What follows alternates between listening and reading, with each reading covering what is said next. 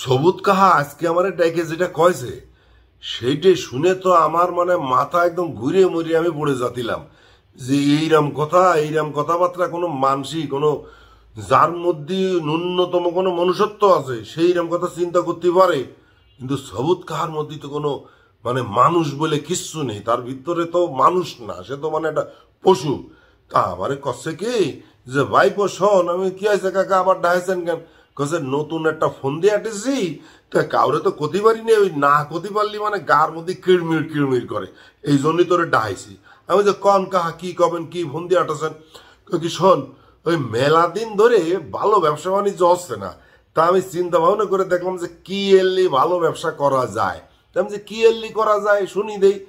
শোন, ওই পরিস্থিতি একদম ঘোলাইটে করে ফেলতে হবে। আমি যে কিরাম ঘোলাইটে করে ফেলতে হবে, কয়টার যে ওই যদি এমনি প্রাকৃতিক ভাবে ঝড় বৃষ্টি বন্যা হয় তাহলে তো আমার জন্য ভালো, আমি সবকিছু ওই করে ফেলি, নিয়ে গোডাউনের মধ্যে রেখে দিই, চাইতে শুরু করে ওই কাঁচা পেঁয়াজ কাঁচা মরিচ সবকিছু আমি স্টক করি।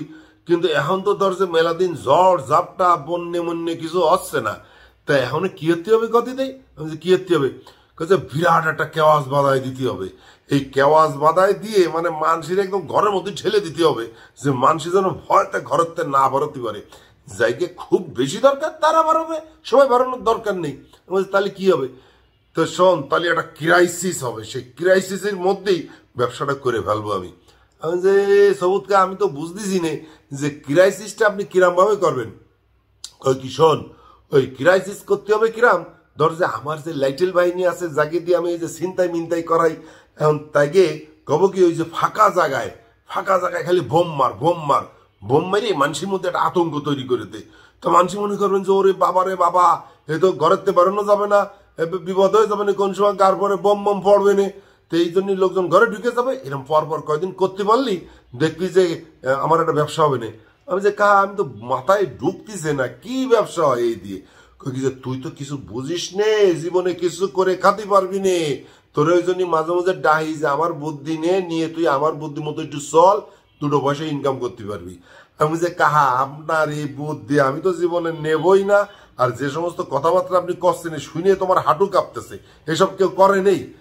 কি শোন, এই যে বোম মারিয়ে দিলি লোকজন ঘরের মধ্যে ঢুয়ে যাবে, লোকজন যখনই ঢুয়ে যাবে তখনই হবে কি যে তখন একটা আতঙ্ক তৈরি করে দেবো আমি, লোকজন দিয়ে আরো খালি প্রচার হবে, কেউ ঘরেতে বেরোবা না, কেউ ঘরেতে বেরোবা না, বারণে এই হবে ওই হবে তমক হবে হ্যান হবে ত্যান হবে।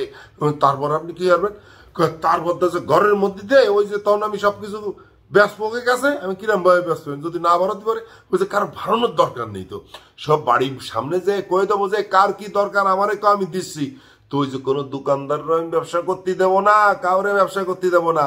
ওই চাল ডাল আটা চিনি ময়দা এই কাঁচা মালের শুরু করে গোস্ত মাছ সব আমি কব যে এই যে বাড়ির সামনে নিয়ে আইছি আপনারা নেন, আর দাম ধরছে ডবল মেরে দেবো। আমি যে কিরাম ডবল মেরে দেবেন? কয়েছে ধর যার দাম 200 টাকা সেটা 400 টাকা মেরে দেবো। তো এরকম কয়দিন? কয়েছে কয়দিন কি ভাই, এই ধর যদি আমি এই যদি 7 দিন করতে পারি বা 4 থেকে 5 দিন করতে পারি তখন মেলা টাকা চলে আসবে না। এই বুদ্ধিটা কিরা মাটিছি। ওই যে আমার মাথায় সমস্ত ঢোকে না, আপনি যে কি কথাবার্তা করছেন না করছেন, মানুষের একটা আতঙ্কের মধ্যে ঠেলে দিয়ে আপনি টাকা কামাবেন, এটা কিরাম বুদ্ধি তা কবে কিরা? কি তোর কাছে একটু কয়ে দেখলাম, মানে এই কথা তো কারো করতে পারি না, এটা গোপন কথা, আমার মনের কথা, তুই আমার কার সামনে কইস নি। ওই যে না কার সামনে কব, আমি যাই। তারপর কাছে শোন একটু পরে ঘন্টাখানিক পরে আবার আয়, একটু আর একটু কথা আছে। আমি যে আজকে আর আসতে পারবো না, আমি কালকে আসবানি। আর কই না, আর এই সমস্ত কথাবার্তা আমার সামনে যে আপনি কন, আমার তো শুনলি ভারী ভয় করে কাহা। কই যা তুই বাড়ি যাবি, যা ঘন্টাখানিক পরে আয়, যদি ঘন্টাখানিক পরে না আসতে পারিস তা কালকে আসিস কেন? আমি যে আচ্ছা কাকা।